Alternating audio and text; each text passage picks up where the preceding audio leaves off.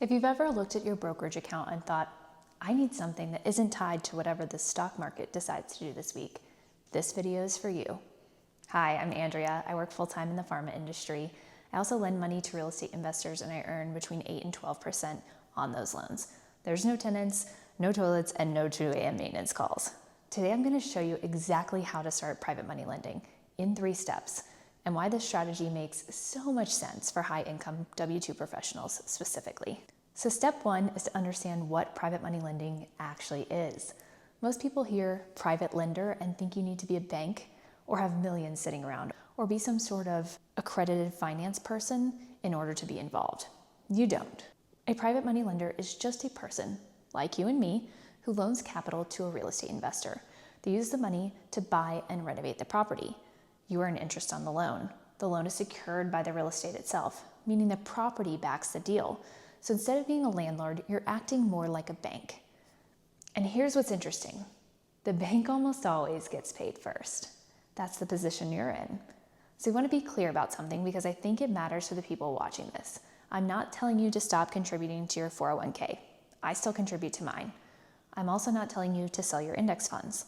Private lending is not a replacement for your existing wealth strategy. It's a layer on top of this, a way to earn income that doesn't move when the market moves. Think of it as your financial portfolio's shock absorber. So step 2 is finding the right borrowers and deals. This is where most people get stuck. They understand the concept, but they don't know where to find the real estate investors who actually need private money. Here's where I'd start. First, local real estate investor meetups. These exist in almost every city. The people in that room are actively looking for capital. You showing up as a potential lender is genuinely valuable to them. All you need to do is raise your hand and say you have capital. I promise they will flock to you. Second, online real estate communities, Bigger Pockets forums, Facebook groups for your local market, even LinkedIn. Investors post in these spaces regularly. Third, and this is the one people underestimate, just being open about what you do. I've had deals come to me through conversations at pharma conferences, through mutual connections, through people in my network who knew I was doing this. You don't have to advertise, you just have to not keep it a secret. Now, how do you evaluate a deal? At a minimum, you want to look at 3 things. The loan to value ratio, meaning how much are you lending relative to what the property is worth? Anything under 70% of the as-is value gives you meaningful cushion. You want to understand the borrower's track record. Have they done this before? And you want the loan documented properly with a promissory note and a deed of trust or a mortgage, depending on the state that you're in. This is where working with a real estate attorney pays for itself. I did my first deal on a fire damaged property in Georgia. It wasn't glamorous, but it was clean, it was documented, and it paid exactly what it was supposed to.